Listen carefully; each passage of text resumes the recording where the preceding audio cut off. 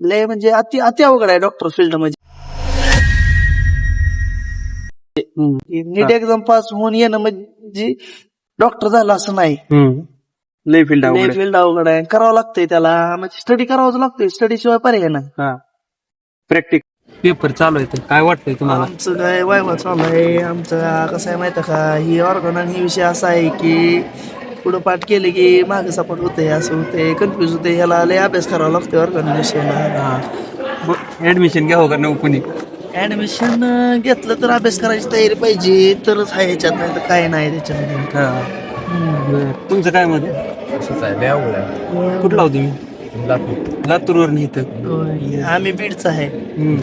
आम्ही सगळी दुनियादारी करून इथं आलोय. लय अवघड आहे डॉक्टर होणं म्हणजे, वाटतंय सोपं, लय हार्डवर्क करायला लागतंय. तुम्हाला युट्यूबवर टाकली तर चालेल का? चालेल. लय जण बघतील ना. बघा ना, काय आमचा काही विषय नाही. बाकीचं अजून काय असं रिव्ह्यू कॉलेजचा? कॉलेज एक नंबर कॉलेज आहे त्याचं, म्हणजे ते काय म्हणतात त्याला, बॅकग्राऊंड काय, गार्डन ग्राउंड एक नंबर आहे. पण कसं आहे माहिती आहे का, आम्हाला खेळापेक्षा स्टडी फोकस जास्त करायला लागते. आता 2 महिन्यावर आली युटी युनिव्हर्सिटी एक्झाम आली आमची. बरोबर. लय कडक असते. 2-2 शिक्षक सुपरविजनला असते ती, कॅमेरा बसवलेला असते ती, कॅमेरा डायरेक्ट नाशिकला अटॅच असते ती. त्यामुळं लय म्हणजे अति अति अवघड आहे डॉक्टर फील्ड म्हणजे. लोकांना वाटतंय सोपं आहे डॉक्टर की नीट एक्झाम पास होऊन येणं म्हणजे डॉक्टर झालं असं नाही.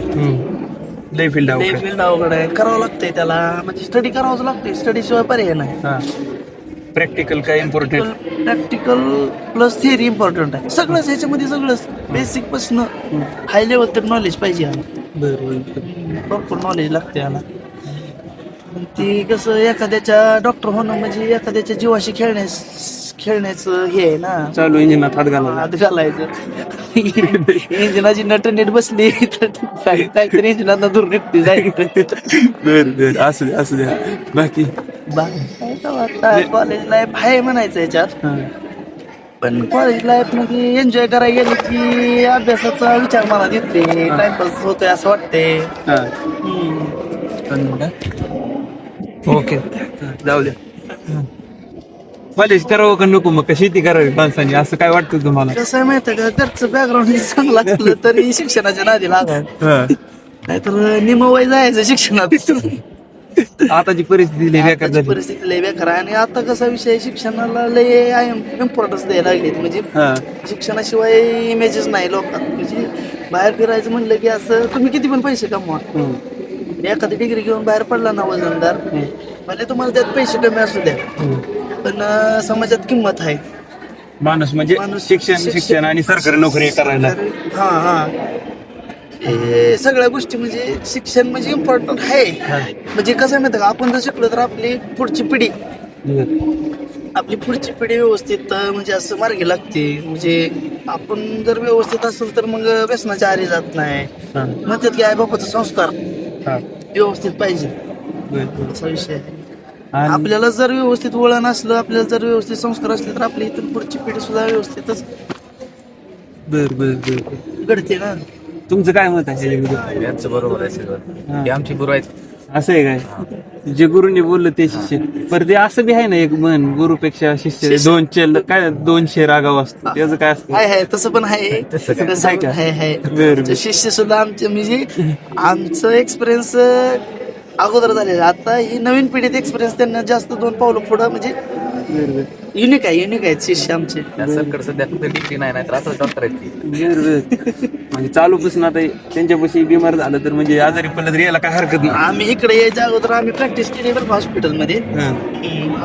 प्रॅक्टिस केल्यानंतर मग जरा आम्हाला अंदाज आला, डॉक्टर लाईफ कशी असते त्याचं जरा महत्व समजलं. मग आम्ही इकडे ह्या फील्डमध्ये आलो. डॉक्टरला म्हणजे कसं आहे, तुम्हाला काय वाटतं, माणसांनी डॉक्टर की करावी का करू नये, असं साध्या माणसांनी?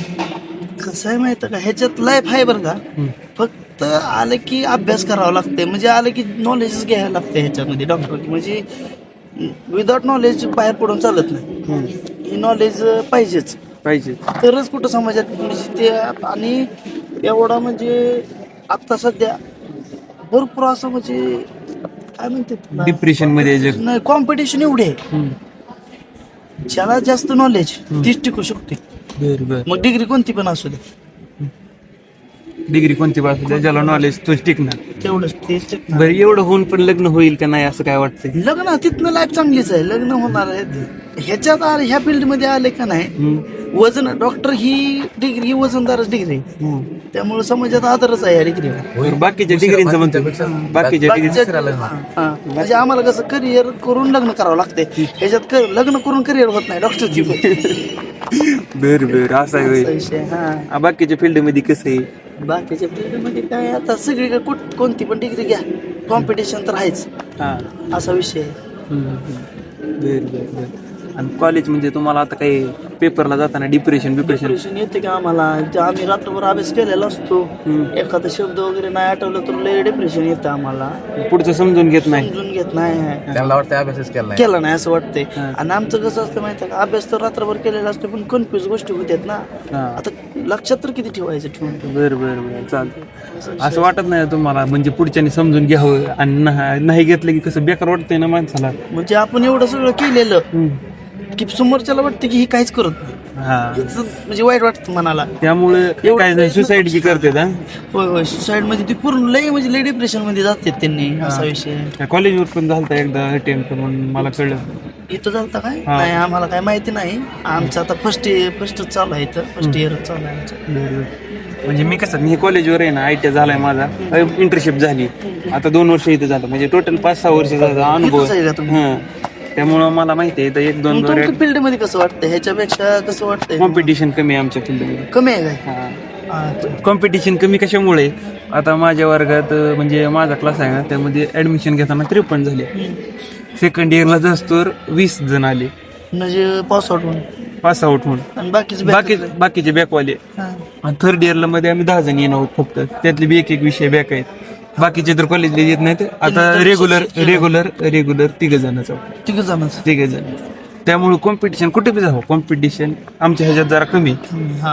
कारण की तुमचं कसं आहे, तुम्हाला कसं हार्ड वाटतंय का कसं वाटतंय? हार्ड म्हणजे आमच्या बाबतीत आम्हाला हार्ड आहे. कसं माहिती आहे का, आम्हाला इलेक्ट्रिक पण आहे, इलेक्ट्रॉनिक्स आहे, सॉफ्टवेअर आहे. इलेक्ट्रिकवाल्यांनाच, कम्प्युटरवाल्यांना कसं आहे फक्त बाबा कम्प्युटर सॉफ्टवेअर करायचं. इलेक्ट्रिकवाल्याला कसं आहे, ती मशीन केली आहे, मशीन बी करायची, त्याचं पार्ट बी आणायचं आणि त्याचं सॉफ्टवेअर बी करायचं, असं काम आहे. त्यामुळे हार्ड वाटतंय आम्हाला.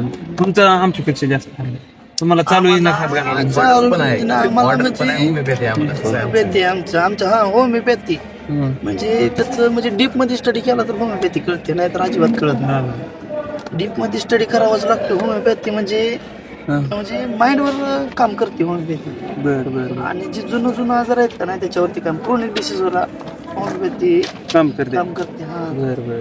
असा विषय आहे.